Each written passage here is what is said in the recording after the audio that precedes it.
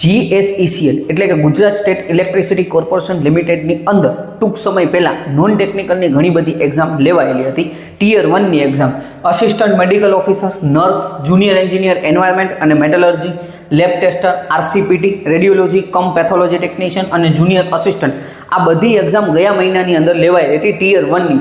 અત્યારે tier 2ની exam date આ લોકોએ બહાર પાડી દીધી છે, બરાબર. એનું પ્રોવિઝનલ રિઝલ્ટ તો આપી દીધું છે, પણ એ લોકોએ રિઝલ્ટની અંદર એવું કીધું હતું કે ભાઈ અમે લિસ્ટ બહાર પાડશું કેટલા વિદ્યાર્થી મિત્રો એલિજિબલ છે અને ટિયર 2 માટે ને કેટલા નથી, બરાબર. તો હવે અત્યારે એ લોકોએ કંઈ પણ લિસ્ટ બહાર પાડ્યા વગર સીધી એક્ઝામ ડેટ આપી દીધી છે કે ભાઈ 17 સપ્ટેમ્બર 2025ના રોજ તમારી એક્ઝામ છે. એટલે આમ તમે જોવા જાવ તો 10-11 દિવસ જ હવે આપણી પાસે છે ને 10 દિવસ પહેલાં એ લોકો બહાર પાડે છે કે ભાઈ આ તમારી એક્ઝામ છે. તમારા એડમિટ કાર્ડ ડાઉનલોડ થવાના 6/9/2025ના રોજ તમારા એડમિટ કાર્ડ ડાઉનલોડ થશે, બરાબર. એટલે 6 સપ્ટેમ્બરના રોજ તમારા એડમિટ કાર્ડ ડાઉનલોડ થવાના છે. 17 સપ્ટેમ્બરે તમારી ટિયર 2ની એક્ઝામ છે. બીજા નંબરની સૌથી મહત્વની વસ્તુ કે ભાઈ જુનિયર અસિસ્ટન્ટનો ટિયર 2નો સિલેબસ પીડીએફની અંદર છે જ નહીં.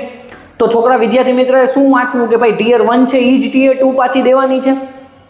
આ પણ એટલે જેટલા પણ વિદ્યાર્થી મિત્રો જુનિયર અસિસ્ટન્ટવાળા હોય તો એ ખાસ પહેલાં મેલ કરો બધા વિદ્યાર્થી મિત્રો સાથે મળીને કે ભાઈ તમે ટિયર 2નો સિલેબસ બહાર પાડો.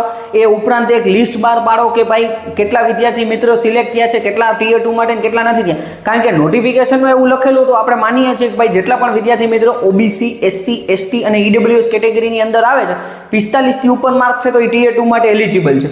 જે લોકો અનરિઝર્વ કેટેગરી એટલે કે ઓપનની અંદર આવે છે 50થી વધારે માર્ક્સ આવે તો એ લોકો એલિજિબલ છે. પણ તમે નોટિફિકેશનમાં મતલબ કે જ્યારે પ્રોવિઝનલ રિઝલ્ટ બહાર પાડ્યું ત્યારે તમે એવું કીધું હતું કે ભાઈ આમાં આપણે નવું લિસ્ટ બહાર પડશે, તો એ એક લિસ્ટ તો બહાર પાડો, બરાબર. કે ભાઈ કેટલા વિદ્યાર્થી મિત્રો છે કે જે ટિયર 2ની એક્ઝામ આપશે.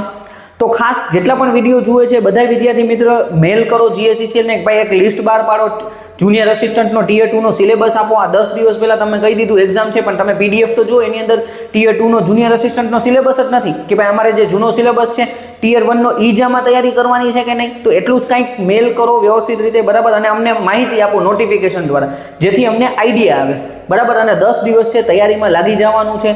બંને ત્યાં સુધી આ લોકો ફેરફાર નહીં કરે પરીક્ષામાં, બરાબર. એટલે 10 દિવસની અંદર એક્ઝામ લઈ જ લેશે, ઓકે. જેટલા પણ આપણા PA1 અને JEEના વિદ્યાર્થી મિત્રો છે તો બની શકે કે ભાઈ આપણી પણ એક્ઝામ ગમે ત્યારે આવી શકે છે. તો ટિયર 2ની તૈયારી તમે ચાલુ કરી દેજો. બાકી કંઈ પણ ક્વેશ્ચન હોય કમેન્ટ કરી શકો છો, પર્સનલમાં મેસેજ કરી શકો છો. Thank you friends.